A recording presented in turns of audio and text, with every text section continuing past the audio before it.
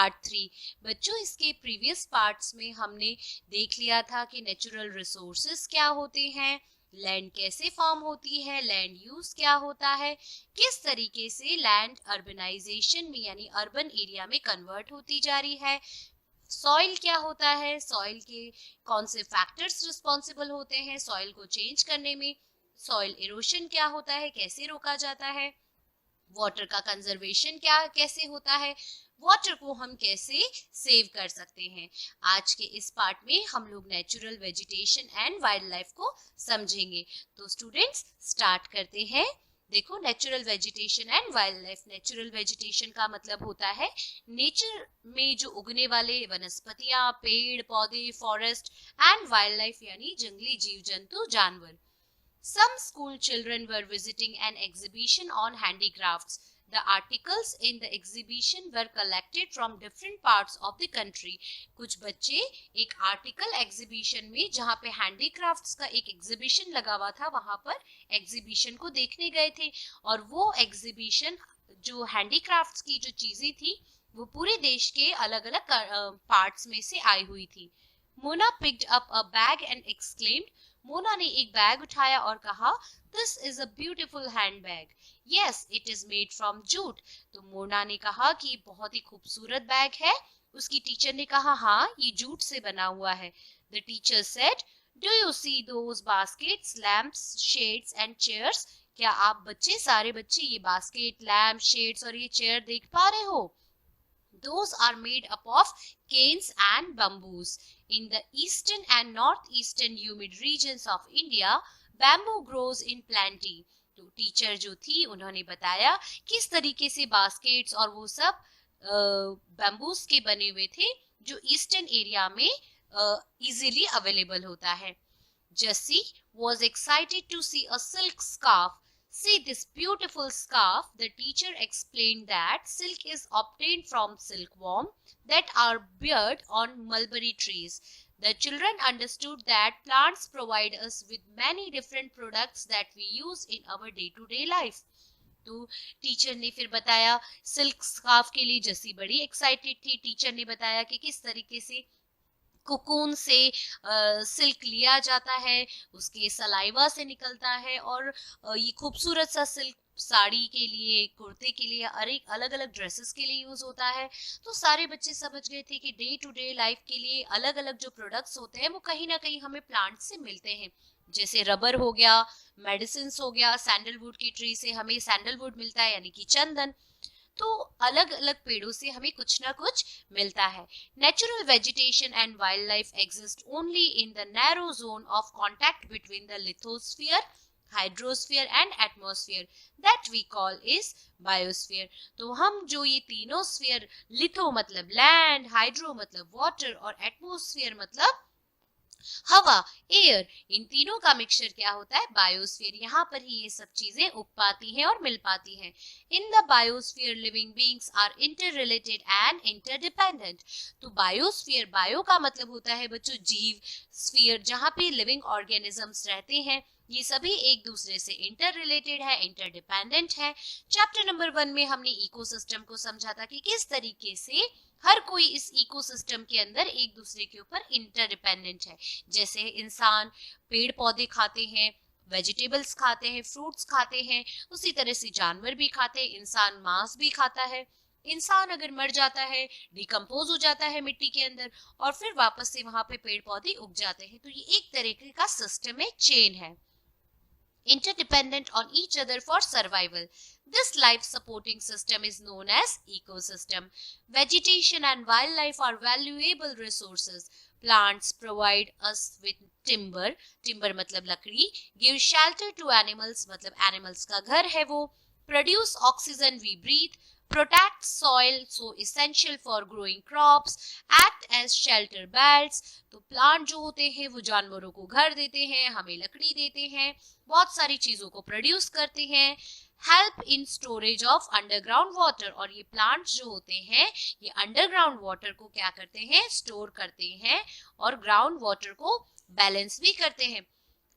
give us fruits, nuts, latex, turpentine oil, gum, medicinal plants and also the paper that is so essential for your studies. बच्चों, पेड़ों से ही तो हमें paper मिलते हैं, गम मिलता है, टर्पेंटाइन ऑयल मिलता है, बहुत से प्लांट्स मेडिसिनल प्लांट्स होते हैं जैसे अश्वगंधा हो गया, हरडे हो गया. There are innumerable uses of plants and you can add some more. Plants के बहुत सारे यूज हैं बच्चों और आप और भी बहुत सारे जोड़ सकते हो जितने जोड़ सको. तो यहाँ पे एक फैक्ट दे रखा है. Do you know vultures in the Indian subcontinent were dying of kidney failure shortly after scavenging livestock treated with diclofenac, a painkiller that is similar to aspirin or ibuprofen. Efforts are on to ban the drug for livestock use and breed vultures in captivity. तो बच्चों बहुत सी ऐसी दवाइयां हैं जिन्हें analgesic category में हम लोग क्लासिफाई करते हैं. एनाल्जेसिक्स का मतलब होता है जितनी भी पेन किलर दवाइयां हैं, डाइक्लोफेनिक और ये, तो इनके कारण जो वल्चर्स है इनकी किडनी और ये फेलियर हो रही थी और इनकी जान खतरे में थी. तो फिर डॉक्टर्स ने ऐसी दवाइयों पे बैन लगाया है और कहा है कि हमें ऐसी दवाइयां बनने से रोकनी चाहिए क्योंकि कहीं ना कहीं उनके मैन्युफैक्चर से क्या होता है, एटमॉस्फेयर में वो पॉल्यूशन फैलता है जिससे वल्चर्स की जान जा सकती है. और हमें ऐसी दवाइयां सोचनी चाहिए, ढूंढनी चाहिए जिससे क्या हो, पेन को हम किल कर सके, यानी पेन में हमें राहत मिल सके. Wildlife includes animals, birds, insects, as well as the aquatic life forms. They provide us milk, meat, hides, and wool. Insects like bees provide us honey, help in pollination of flowers, and have an important role to play as decomposers in the ecosystem. Wild life के अंदर जितनी भी जीव जंतु पेड़ पौधे सब कुछ वाइल्ड लाइफ के अंदर ही आ गया है बच्चों. बहुत सी ऐसी क्रीचर्स हैं, ऐसे इंसेक्ट्स भी है, हनी भी है, जैसे हनी भी हमें हनी देती है. साथ ही साथ ये सब क्या करते हैं, बटरफ्लाई, हनी भी, ये सब पॉलिनेशन में मदद करते हैं. पॉलिनेशन का मतलब होता है एक पेड़ से दूसरे पेड़ पे ये क्या करते हैं, सेल्स का ट्रांसफर करते हैं, मेल गैमेट्स फीमेल गैमेट्स का, और फिर रिप्रोडक्शन शुरू हो जाता है बच्चों. साइंस में आप ये पढ़ोगे, sexual reproduction, asexual reproduction. The birds feed on insects and act as decomposer as well. और ये जो birds होती हैं ये छोटे छोटे कीड़े मकोड़ों को खाती हैं और फिर अपना पेट भर लेती हैं. यहाँ पे देखो ब्रह्मा कमल मेडिसिनल हर्ब का एक पिक्चर आपको दे रखा है. ये सभी बड़े ही यूजफुल मेडिसिन होते हैं. Vulture, due to its ability to feed on dead livestock, is a scavenger. Scavenger का मतलब होता है बच्चों ऐसे एनिमल्स या ऐसे बर्ड्स जो मरे हुए जीव जंतुओं को खाते हैं, उन्हें हम स्कैवेंजर कहते हैं. And considered a vital cleanser of the environment. अगर सोचो कोई जीव जंतु मर गया है तो उसमें से कितनी स्मेल आती है और आसपास कोई बीमारी होने का भी खतरा हो जाता है. वल्चर्स जो होते हैं ऐसे डेड एनिमल्स को खा जाते हैं और इसीलिए हम वल्चर्स को नेचुरल क्लींजर भी कहते हैं, एनवायरनमेंट का क्लीनर कहते हैं. सो एनिमल्स बिग और small all are integral to maintaining balance in the ecosystem. तो एनिमल्स बड़ा हो या छोटा हो, हर कोई अपना अपना रोल प्ले कर रहा है एनवायरनमेंट के इकोसिस्टम को बैलेंस करने के लिए. बच्चों ये देखो, अब ब्लू किंगफिशर इसकी पिक्चर दे रखी है.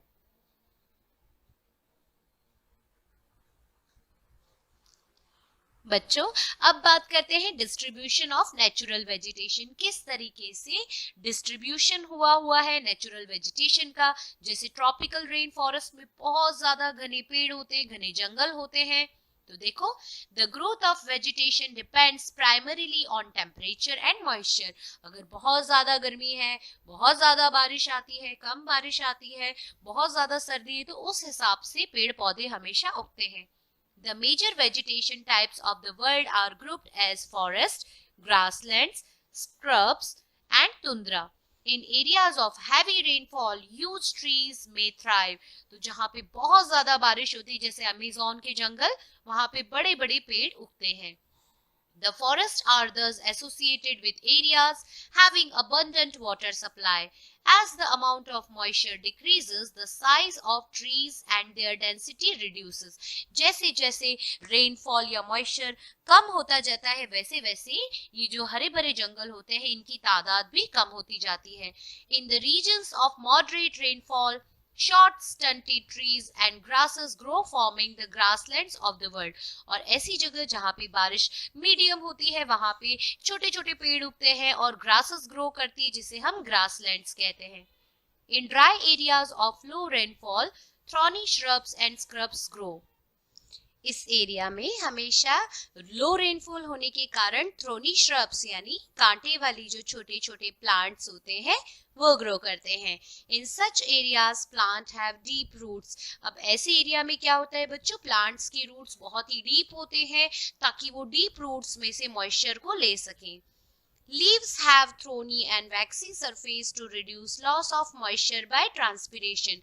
और जो leaves होते हैं वो कांटे बन चुके होते हैं, थ्रोनी होते हैं, क्योंकि leaves में से क्या होता है, ट्रांसपिरेशन आपने पढ़ रखा है साइंस में. लीव्स के छोटे छोटे पोर्स होते हैं, स्टोमेटा, उसमें से सारा का सारा पानी जो है एटमॉस्फेयर में इवापोरेट हो जाता है, निकल के चला जाता है, जिसे हम ट्रांसपिरेशन कहते हैं. Tundra vegetation of cold polar region comprises of mosses and lynches. Forests are broadly classified as evergreen and deciduous. तो बच्चों ये याद रखना है, एग्जाम में पूछा जाता है कि फॉरेस्ट कितने टाइप के होते हैं. तो दो तरीके के होते हैं, evergreen and deciduous, depending on when they shade there leaves. और ये डिपेंड करता है वो कब अपने पत्ते गिराते हैं, यानी पतझड़ कब आता है. Evergreen forests do not shed their leaves simultaneously in any season of the year. Deciduous forests shed their leaves in a particular season to conserve loss of moisture through transpiration.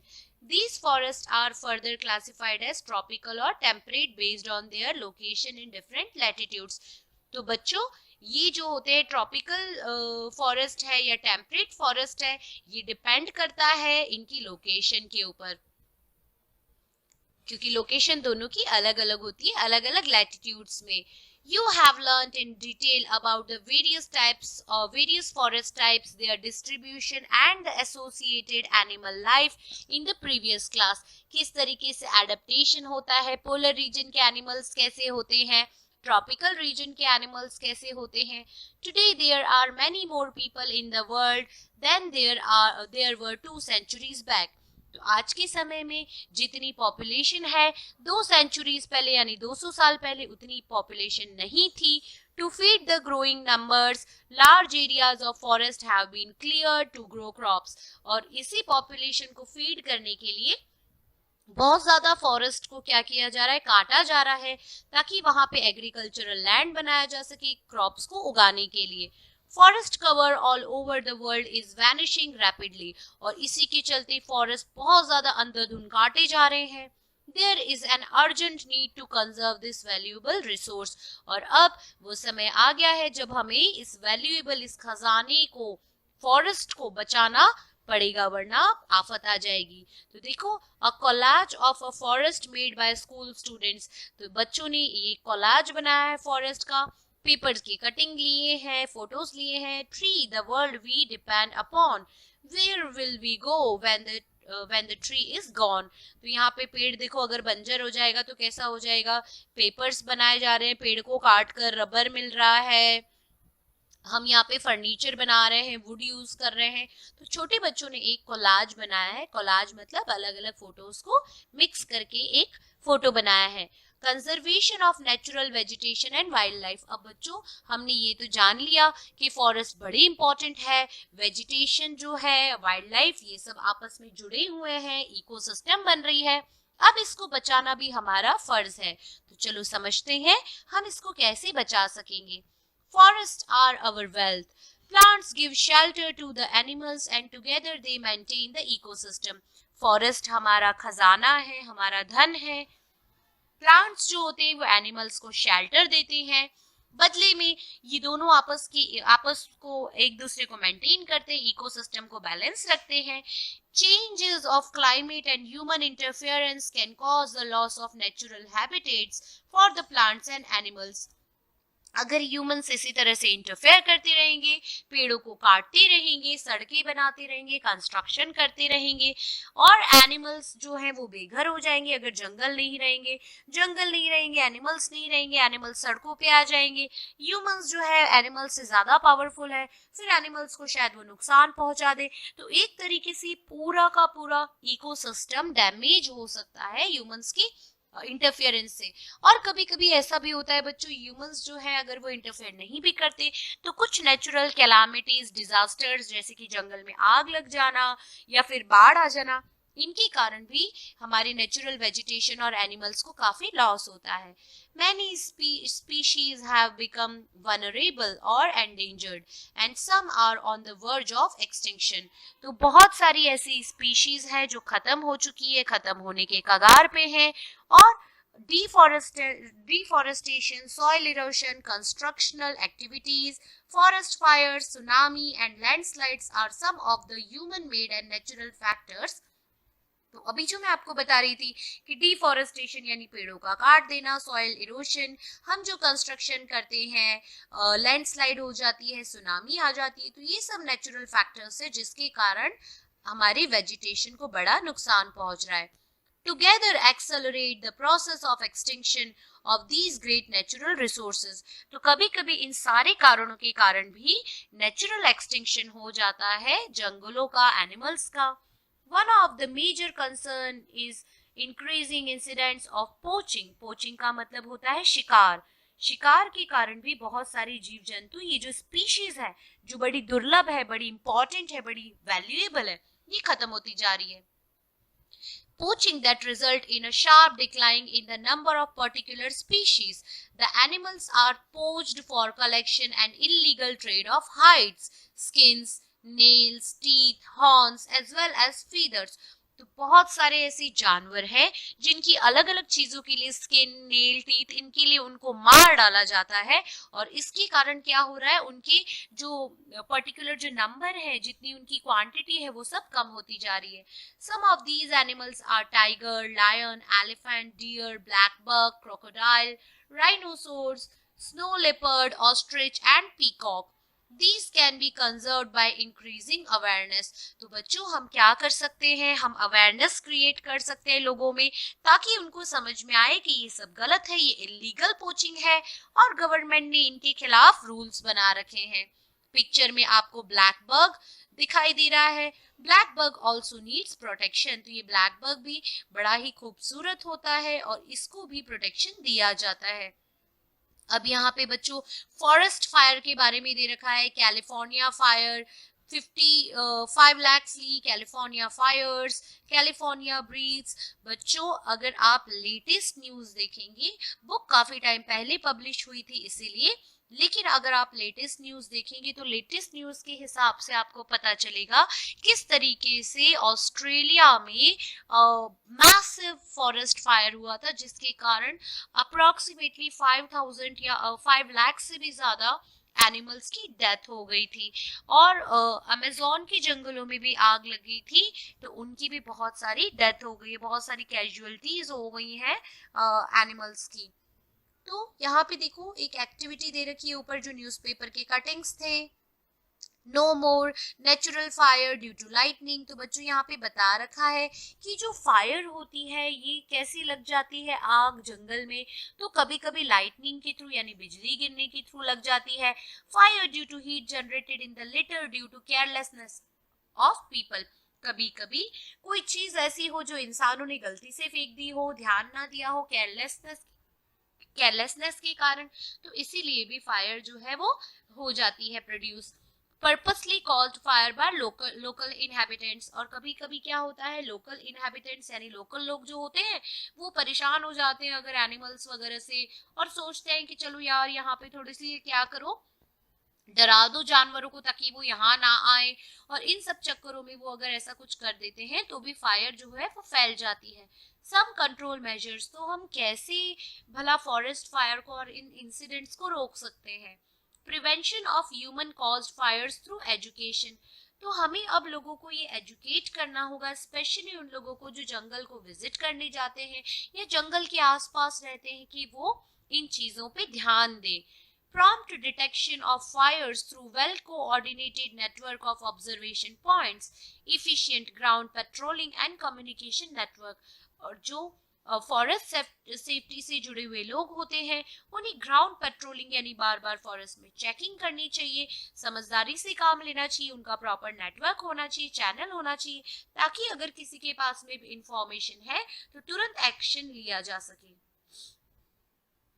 National parks, wildlife sanctuaries, biosphere reserves are made to protect our natural vegetation and wildlife। बच्चों आपने science में ये सब पढ़ा ही होगा कि किस तरह से वाइल्ड लाइफ सेंचुरीज बनाई जाती है, नेशनल पार्क्स बनाए जाते हैं, बायो रिजर्व्स, बायोस्फीयर रिजर्व्स बनाए जाते हैं, जहाँ पे प्लांट्स का, एनिमल्स का और जो एंशिएंट मॉन्यूमेंट्स होते हैं उनका भी प्रोटेक्शन किया जाता है।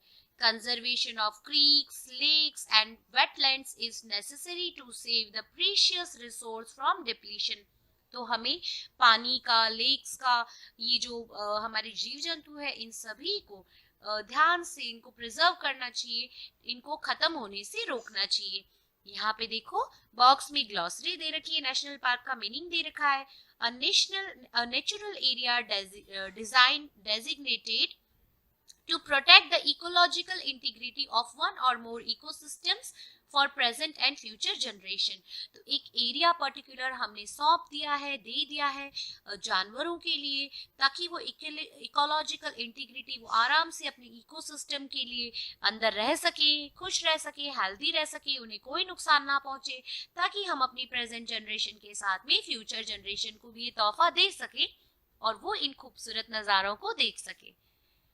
There is a balance in the environment if the relative number of species is not disturbed। Human activities in several parts of the world have disturbed the natural habitats of many species। Due to indiscriminate killing, several birds and animals have either become extinct or are on the verge of extinction। बच्चों अगर हम disturb ना करें balance को, species को, तो ये सब हमारे साथ रहेंगे, इकोलॉजिकल बैलेंस भी खत्म नहीं होगा। हमारे डिस्क्रिमिनेशन के कारण, हमारे किलिंग के कारण, हम जो ये पोचिंग करते हैं, हम शिकार करते हैं, इन सब के कारण बहुत से ऐसे एनिमल्स या बर्ड्स हैं जो मर गए हैं या फिर मरने वाले हैं, खत्म होने के कगार पे हैं। Awareness programmes like social forestry and Van Mahotsav should be encouraged at the regional and community level। तो हमें ऐसे जो प्रोग्राम्स होते हैं, वन महोत्सव, अवेयरनेस प्रोग्राम जो होते हैं, ये सब बार बार ऑर्गेनाइज करनी चाहिए, जगह के हिसाब से भी और कम्युनिटी लेवल पे भी। School children should be encouraged for bird watching and visiting nature camps so that they appreciate the habitat of varied species। School going childrens जो होते हैं उनको ऐसे कैंप्स पे ले जाना चाहिए ताकि वो भी नेचर से इस तरीके से जुड़ सके और उसकी रिस्पेक्ट कर सके, उसे अप्रिशिएट कर सके। हर्ड ऑफ चीतल्स, तो बच्चों यहाँ पे देखो ये चीतल्स हैं जो बिल्कुल हिरन जैसे दिख रहे हैं, और हर्ड का मतलब होता है एक गुच्छा, एक bunch. Many countries have passed laws declaring that the trades as well as killing of birds and animals are illegal। In India, killing of lions, tigers, deers, great Indian bustards and peacocks have been banned। तो बहुत सारी countries ने अलग अलग rules, laws पास कर रखे हैं, उसी तरह हमने भी टाइगर, लायन एंड पीकॉक्स और इन सब की जो पोचिंग है, किलिंग पे बैन लगा रखा है। An international convention cities have been established that list several species of animals and birds in which trade is prohibited। तो एक इंटरनेशनल कन्वेंशन में मतलब ये एक पूरी कमेटी बनाई गई है और उसमें लिस्ट दे दी गई है कि ये जो स्पीशीज, पर्टिकुलर एनिमल की स्पीशीज है, इनकी जो ट्रेडिंग है ये सब प्रोहिबिटेड है। Conservation of plants and animals is an ethical duty of every citizen। हर एक इंसान की ये मौलिक जिम्मेदारी है, ये मॉरल ड्यूटी है कि उसको इन सब की कंजर्वेशन, एनिमल्स की कंजर्वेशन करनी चाहिए। बच्चों यहाँ पे ग्लॉसरी में बायोस्फीयर रिजर्व के बारे में दे रखा है। Series of protected areas linked through a global network intended to demonstrate the relationship between conservation and development। तो एक ऐसा पर्टिकुलर एरिया जहाँ पे हम देख सकते हैं, दिखा सकते हैं, कंजर्वेशन कर सकते हैं और डेवलपमेंट कर सकते हैं नेचर के और एनिमल्स के बीच में। यहाँ पे देखो, एलिफेंट का एक हर्ड है कांजीरंगा नेशनल पार्क में। स्टूडेंट्स, यहाँ पे एक फैक्ट दे रखा है, do you know cities the convention on international trade in endangered species of wild fauna and flora is an international agreement between governments. It aims to ensure that international trade in specimens of wild animals and plants does not threaten their survival. Roughly 5,000 species of animals and 28,000 species of plants are protected. Bears, dolphins, catki, corals, orchids and aloes are some examples. तो यहाँ पे 5,000 जैसे animals और 28,000 यानी 28,000 जैसे plants, इनका trading किसी भी कंट्री के बीच में पॉसिबल नहीं है। ये एग्रीमेंट साइन किया गया है। तो बच्चों, यहाँ पे हमारा ये चैप्टर फिनिश होता है। चैप्टर बड़ा ही इम्पोर्टेंट था हमारी लाइफ के लिए, क्योंकि अगर हमें अच्छे से जीना है, हमें सरवाइव करना है, तो हमें अपने नेचर के साथ में एक इकोसिस्टम, एक बैलेंस, इकोलॉजिकल बैलेंस मेंटेन करना पड़ेगा। क्योंकि बच्चों, अगर ये सारा इकोसिस्टम डिस्टर्ब होगा तो हमारी लाइफ भी थ्रेट में आ जाएगी। तो बच्चों, यहाँ पे हमारा ये चैप्टर फिनिश होता है।